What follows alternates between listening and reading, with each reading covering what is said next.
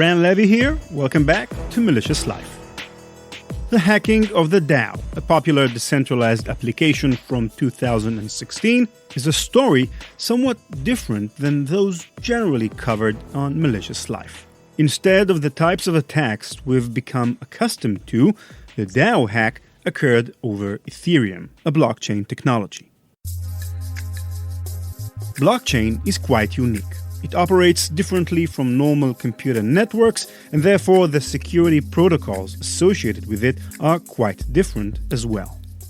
Actually, scratch that. Blockchain isn't just different or unique. It's strange. Consider this. When the platform got hacked, everybody, not just the security experts, but everybody, knew how to thwart the hacker. So the question really was never about how to stop the hacker. It was whether to do so in the first place.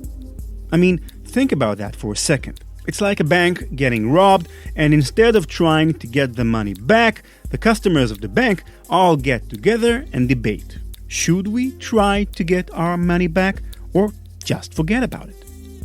Today on Malicious Life, tens of thousands of people get robbed. Then a community gets together to ask, should we take our money back or let the hacker walk with it?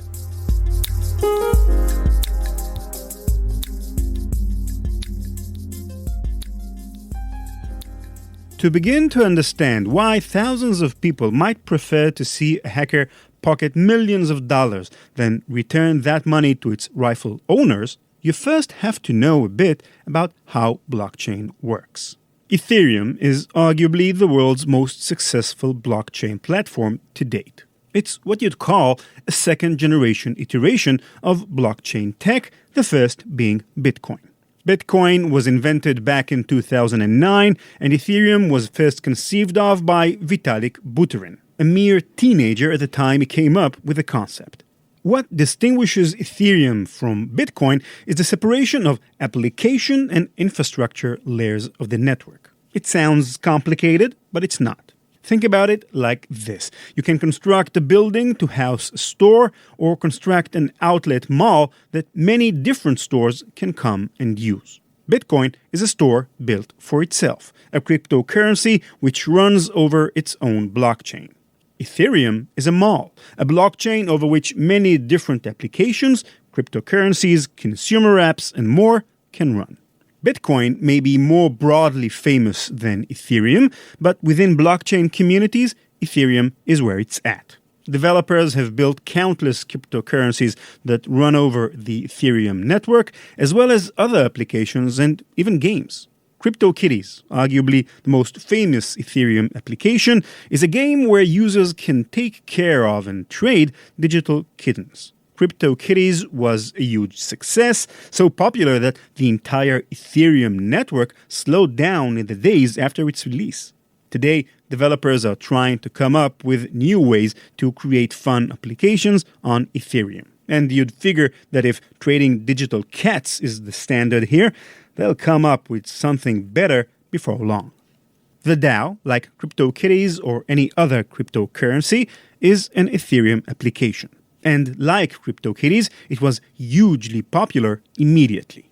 It began its initial investment period, called an Initial Coin Offering, or ICO, at the beginning of May 2016, and just 3 weeks in, had already raised over $150 million from over 11,000 investors.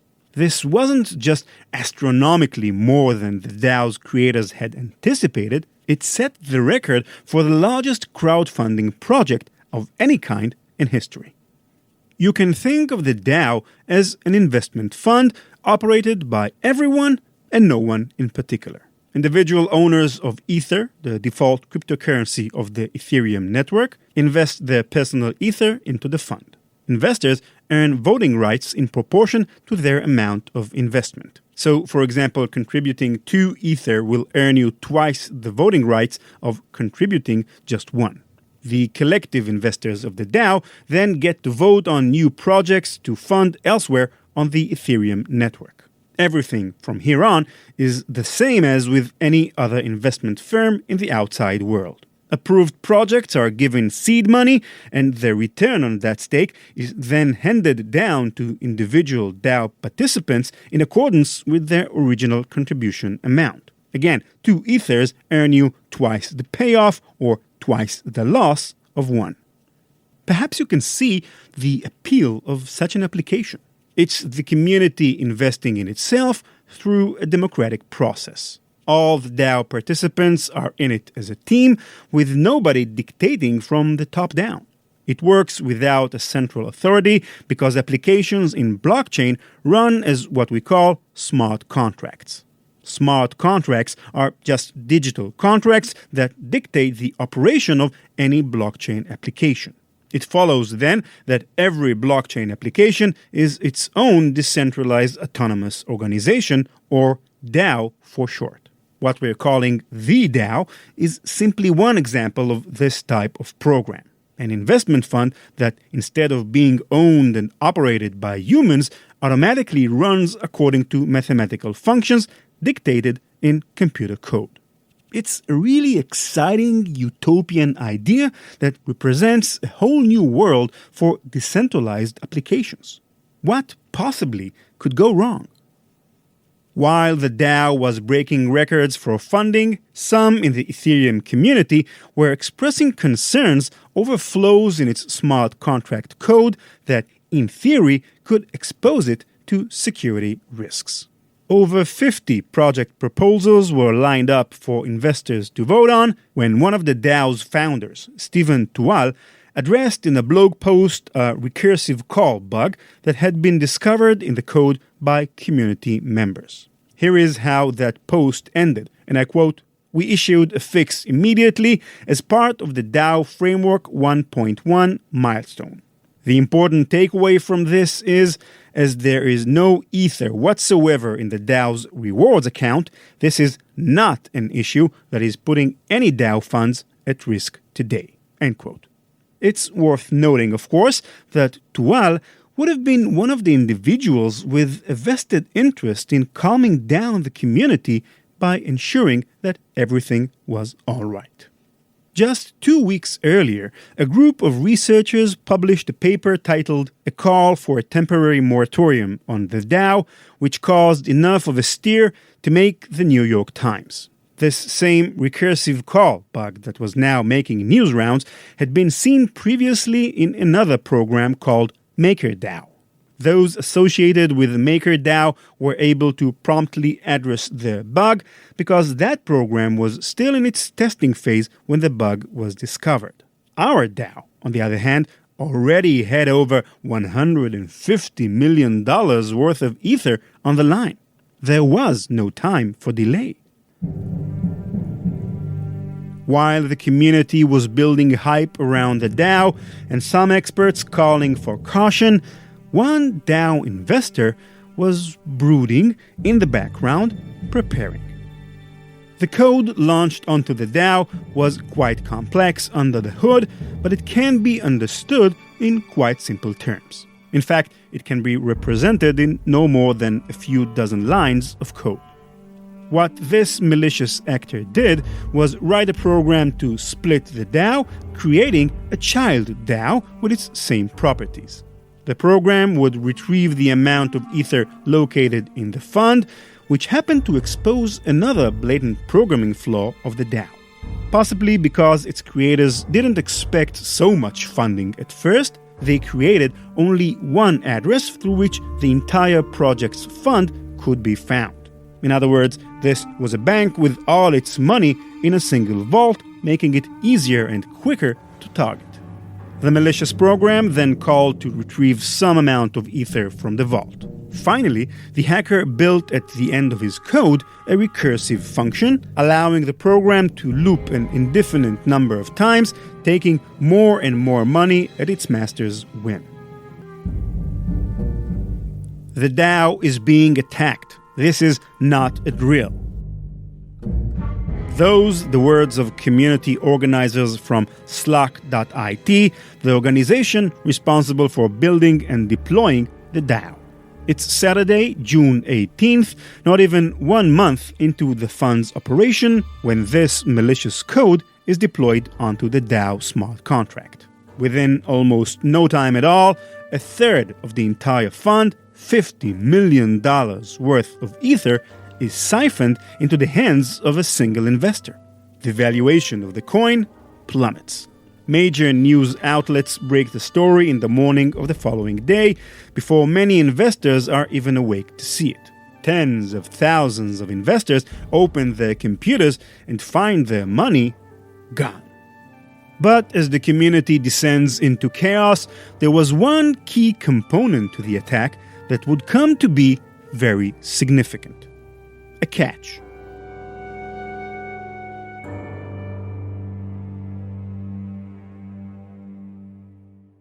Remember what I said about the malware. It was essentially a duplicate. The malicious program was itself a smart contract that, aside from the funny business that allowed it to siphon money, was essentially equivalent to its parent program in every other sense. Now, why is this important? This is a juicy one. It's the ICO period. The first month of the Dow's operation, if you remember, was its initial coin offering phase. Like any other decentralized application, funds could be added to the pot, but not retrieved or acted upon in any way until the ICO period ends after 30 days. Because blockchain smart contracts are, by necessity, immutable, the hacker and everybody else was stuck in a very awkward situation. Everybody could see the $50 million that had been stolen, but nobody, including the hacker themselves, could access it for 30 days. 30 days, then, was how much time the Ethereum community would have to decide what to do about their problem.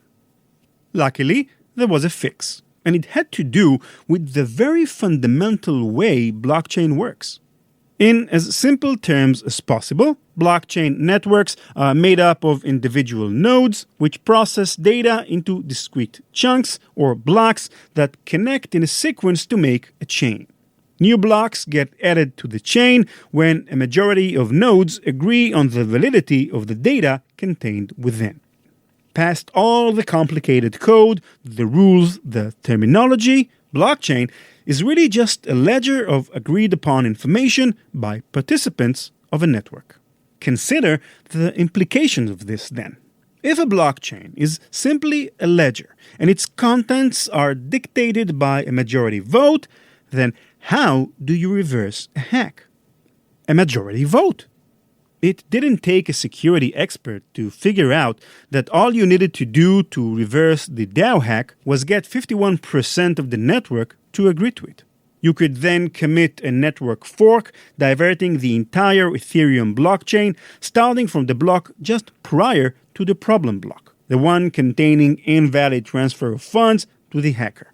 It's like stopping a bank heist by traveling back in time to the minute just before the criminals entered the vault and fixing the faulty lock that allowed the robbery in the first place.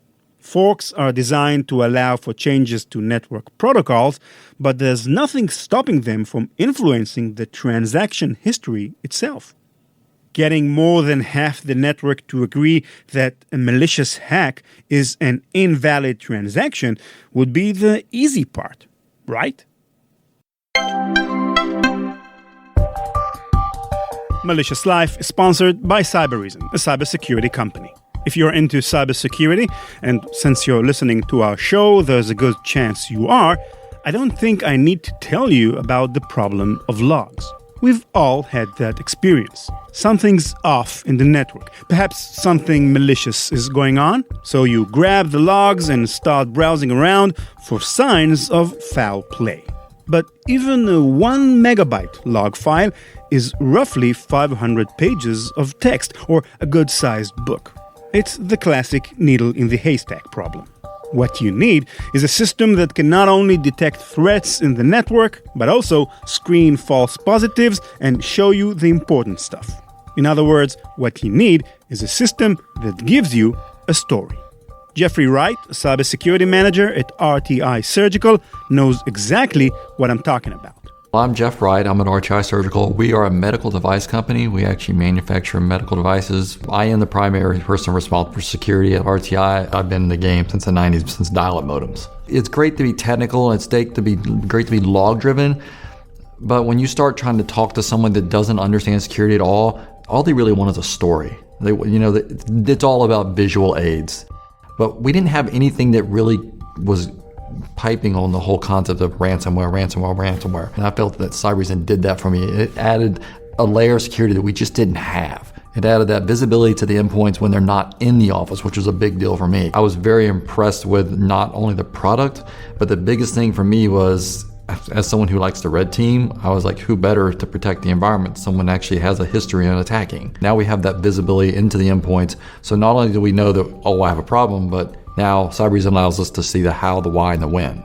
Cybereason's deep hunting engine gives you deep visibility into endpoints. It automatically extracts statistical and behavioral analytics at a rate of 8 million queries per second on the data collected. Cybereason's technology can surface malicious operations without you writing a single rule.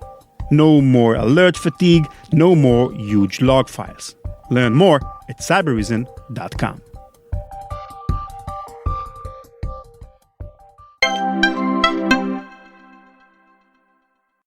The aftermath of the Dow Hack was, in a word, messy. Everyone who lost money was understandably not happy. But it wasn't just they who lost out. 15% of all Ether in existence at the time was tied up in the Dow, meaning the stability of the coin itself was now threatened. The value of Ether itself dropped over 25% in a day's time, meaning just about every one of the hundreds of thousands of individuals on the Ethereum network lost money as a result of that one hacker. You'd think, at this point, everyone would band together to figure out how to reverse the effects of the event. Many people did that. There were, however, many others who took the exact opposite view on the matter. It's essential to understand a key distinction here, that what we've been discussing isn't an instance of a blockchain network being hacked, but a blockchain application. It may have affected the entire Ethereum network, but the attack itself took place at just one point of contact. Just as you can hack a website but can't hack the internet, you can hack a decentralized application but can't realistically hack Ethereum on the whole. Blockchains, at least the good ones, are designed with natural incentive structures that either dissuade malicious actors or outright prevent them from breaking the network. The methodology behind these incentive structures are beyond the scope of this episode, but suffice to say, blockchain networks, when designed correctly, are inherently secure. Applications that run over the blockchain, on the other hand, are not so much different than applications that run over the internet. They may not be owned and operated by a centralized entity, but they're certainly programmed by one. Blockchain engineers from Slack.it wrote the Dow program and, as humans are wont to do, made some key errors in doing so that left vulnerabilities in the program. This, essentially, was the conflict for some Ethereum community members. The Dow was an app. It was to Ethereum what Yahoo.com is to the internet. If Yahoo got hacked, would you fix the internet? Why should their screw-up become everyone else's problem? If we bail out Yahoo, what about next time when Ask Jeeves get hacked? You can't bail out Yahoo and nick Ask Jeeves. So maybe there is some sense to the argument that you shouldn't reverse the entire future history of a blockchain network simply to accommodate a single smart contract, no matter how popular that smart contract is. Investing in cryptocurrencies is different than investing in the stock market. When you put money into a company, you're betting on the product, on the operation, and the people of that organization. Crypto isn't about any of that. When you invest in Ether, you're essentially investing in the promise of an entirely new future, a whole new technology, a whole new way of doing things. So if we're all collectively putting our money not just on any given coin, but on the concept of blockchain itself, then we have to stick to the principles that made crypto successful to this point. And one of the most vital principles of blockchain is do not touch. It's one of the most pivotal concepts behind decentralized networks, that you can build an entire system purely based in code. Not only are humans not needed, they're not wanted here. Because the infrastructure runs entirely according to mathematical processes, you don't need governments to issue currencies, banks to hold that money, or lawyers to write and maintain contracts. That's all people's stuff. A hard fork for some would be a betrayal of the blockchain concept. Even for the sake of justice, the ends won't justify the means, because it would prove everything blockchain is designed to avoid. That no matter how good our tech is, we can't shake the fact that people will always be the ones pulling the strings. People who tend to ruin things. So while many DAO investors were pushing to get their money back, others in the Ethereum community took the too bad, too sad approach. These individuals had chosen to participate in the DAO, and they should have understood the risks involved. But it wasn't always outside voices making this point. You may not believe it, but there were actually some DAO investors who believed so strongly in the principles of blockchain that they publicly argued against getting their money back. Many others were less romantic about it. For $50 million? Screw principles, they said. Maybe I don't want to be a part of a technology that can't accommodate this kind of crisis. In the end, it would come down to a vote. Everyone on the network, DAO investors and not, would get a say.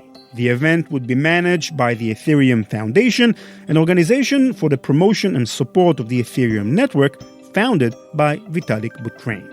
So here we have two opposing teams. Those who wanted the money returned to its rightful owners, and those who were willing to bite the bullet for the sake of principle, each with valid claims. The very concept of blockchain here put to the test. Who would you side with?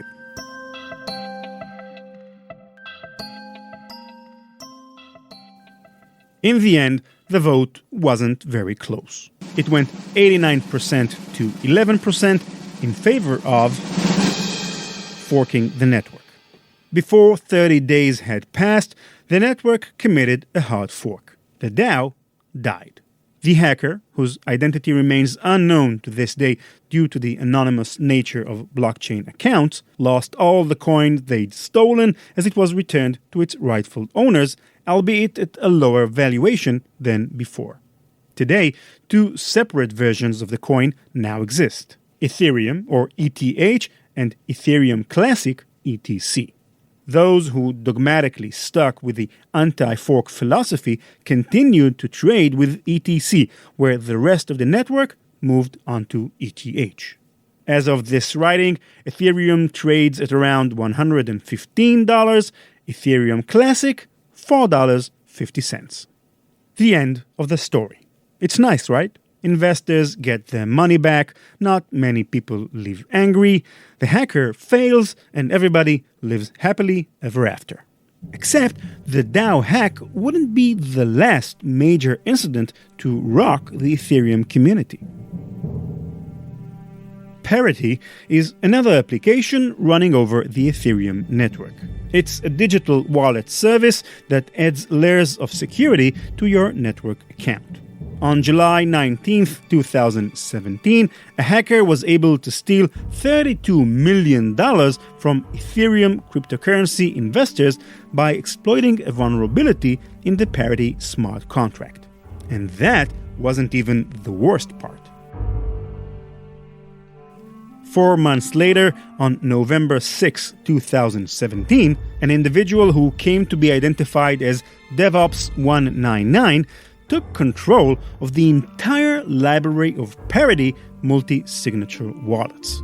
In other words, DevOps199 successfully took hold of every wallet from every Parity account holder. In total, $150 million. The second Parity hack was, in its own ways, even stranger than the Dow Hack.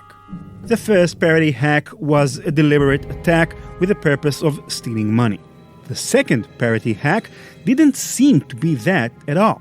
In fact, to this day, we're still not totally sure what in the world DevOps 199 was trying to do. According to a postmortem published by the Parity team itself, quote, the user decided to exploit this vulnerability and made himself the owner of the library contract. Subsequently, the user destructed this component, end quote. According to their view, the act of taking hold of and deleting access to the Parity library was deliberate. But how does it make sense that someone would gain access to $150 million worth of cryptocurrencies and then choose to delete the money? What's the gain? It's also worth noting the first person to alert Parity Technologies to the issue was DevOps 199 themselves. They reported their own crime. It appears, at least to some, that DevOps 199 accidentally committed one of the most financially impressive hacks in world history.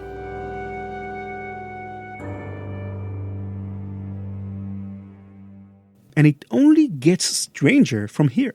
According to some reports, it may be that DevOps was actually attempting to fix the vulnerability in Parity's code that allowed for the July hack to occur in the first place. The act of taking ownership over the library may have been unintentional, and presumably realizing what they'd just done, DevOps panicked and killed the code. But doing so was an even more deadly mistake, as instead of undoing all that damage, they had accidentally locked all the funds away from Parity, from its rightful owners. Now DevOps 199 themselves couldn't even touch it. Put in simpler terms, this person accidentally robbed a bank for $150 million, freaked out, and in trying to undo their haste, burned all the cash. Months passed without anyone able to reverse the damage. In the time since they'd lost access to their money, the price of Ether ballooned. Now, that same amount of Ether, instead of being worth 150 million, was worth 320. Everyone's stolen money doubled. After much deliberation and proposals from Parity and community members, the issue finally came to a vote. According to the precedent set by the Dow incident, the Ethereum community was set to vote on the fate of Parity's $320 million. Unlike with the Dow, though, this vote went against.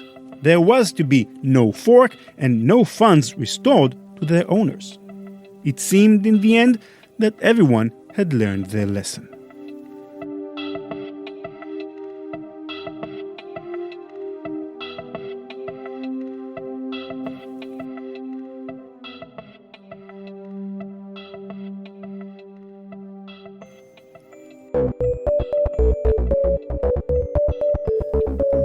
That's it for this episode. Thank you for listening. This week, we're starting what I hope will be a permanent addition to our podcast. Every episode will have a short interview with Cybereason's top researchers who will share with us their latest findings and stories from the world of cybersecurity. This time, I'll be talking with Asaf Dahan about a malicious campaign against financial institutions in Spain and South America, and about malicious campaign in Brazil in general.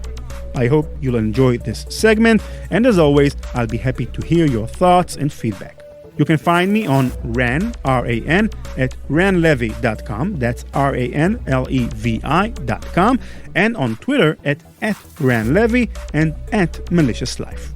Malicious Life is produced by PI Media. Thanks again to Cybereason for underwriting the podcast.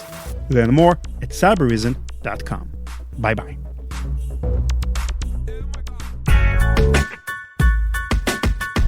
Welcome to a new segment of our show, Malicious Life, which is a segment in which I interview researchers from Cybereason from different fields and different parts of the company on their work in the world of cybersecurity. So lately in Malicious Life, we've been focusing a lot on activity in Russia, in China, of course, in the US, but we've kind of neglected other parts of the world in terms of cybersecurity and malware. And we, in particular, never discussed, I think, Brazil, which it turns out is a kind of a superpower when we're talking about nefarious activity in the cyber domain. So with us today to discuss Brazil's place in cybersecurity and malicious activity is Asaf Dan. Hi, Asaf. Hi, Ron. Hi, and Asaf is a senior director in cyberism and head of threat hunting in the company, and also a member of the Nocturno research team, which is a great name. So, Asaf, thank you very much for joining us in this segment of the show. Describe for us, please, in general terms, the malicious campaign that you unearthed in your research in Brazil. Yep. So, like you said before, so Brazil has been for over a decade now, probably 15 years or even more, one of the biggest driving forces behind cybercrime. Now, what started as a very in past years when it started like as a very local operation, and slowly and gradually. They moved to other territories. They expanded their operation overseas, firstly to neighboring countries in Latin America. But we've seen also the operation expanded to Europe and other regions as well. So we're talking about Spanish-speaking countries, if I understand correctly. Yes, basically this campaign is about a very invasive delivery infrastructure of malware, of financial malware, that target customers of financial institutions, mainly banks, across Latin America and other Spanish-speaking countries like Spain, for instance. With financial malware or banking Trojan, sometimes there's the confusion. People think that it targets the bank. It's a common mistake to make. But actually, when professional people speak about banking Trojan, they speak about malware that targets the bank's users. What the malware wishes, or the malware author wishes to achieve, is to steal either the credentials or falsify transactions on behalf of the user, of the victim. For how long has been this campaign running? So, I mean, like, they come and go all the time. And every time, so we've been monitoring campaigns from the past, let's say, year and a half, and we've seen different cycles. And with each cycle, or with each, we call it the campaign, actually, we see improvement. We see that they're very agile and they're very adaptive. And they basically try to come up with the best way of evading security products, whether it's with the delivery method, whether it's means to obfuscate or kind of scramble the code, and so on and so forth. All across our research, we showed the detection rate of those payloads, of the throughout the campaign, actually, we see like three main stages. Like, you get something in the email, usually like 90% of the time the user would get something in the email. Probably a link or some sort of attachment. Once it clicks on that attachment, opens the attachment or clicks on the link, it will redirect him to another site, usually could be Dropbox or Google Drive or AWS or GitHub, something legitimate, where the payload, the first payload, which is a PowerShell downloader, most of the time, not necessarily, but most of the time, some sort of a downloader that will download the second stage. Again, it will be hosted usually on legitimate sites. The second stage will do some environment checks, making sure that the code is clear, that some maybe the users have maybe Spanish or Portuguese keyboard, or that they're not running on a VM, or stuff like that. Mm-hmm. And once the second stage downloader makes sure the coast is clear, then it will fetch the actual the main payload. The main payload. Which is the banking Trojan. Yeah, this chaining of legitimate services, what does it accomplish for the attackers? So it's just one way of evading security products, because, I mean, if you think about it, if you have a firewall or a WAF or even an antivirus, the likelihood that those legitimate domains or IPs will be blocked is zero. Yeah, nobody will block Dropbox or GitHub. Yeah, who would in right mind would block GitHub or Dropbox, right? So they capitalize on that fact, that on that trust that you give, and that's a problem. That it's not something that they invented. The Brazilian threat actors. We've been seeing it for years, for the last, I don't know, since the online storage became a thing. Attackers use it, but it's one way in which they evade detection. And they also use, if I remember correctly what I read in your research, an open source remote control component, right? Yeah, so during the research, we came across different types of Brazilian malware that what they had in common. Well, it started from strings that were very common, and I couldn't understand at the beginning why those different malwares share strings, which are very indicative. Mm-hmm. And then the functionality seemed also quite similar, and I did some digging, more and more digging, and I somehow I got to a GitHub page that was put there 3 years ago, 2015, by a Brazilian coder. The GitHub project is basically a remote access tool, a RAC. The tool's author claims that he claims no responsibility to any misuse of the tool. But then again, once you have a RAC, right? Somebody will use it. Source code over it. So anyone, it's up for grabs. Of course. Can just take it and repurpose it and add whatever code on top of it. So, in my view, and based on what I've seen, it's quite. It seems very likely. I cannot say 100% sure, but it's very likely that many Brazilian malware authors, or at least different kinds of Brazilian malware authors, use this code or adopted this code or inspired by this code.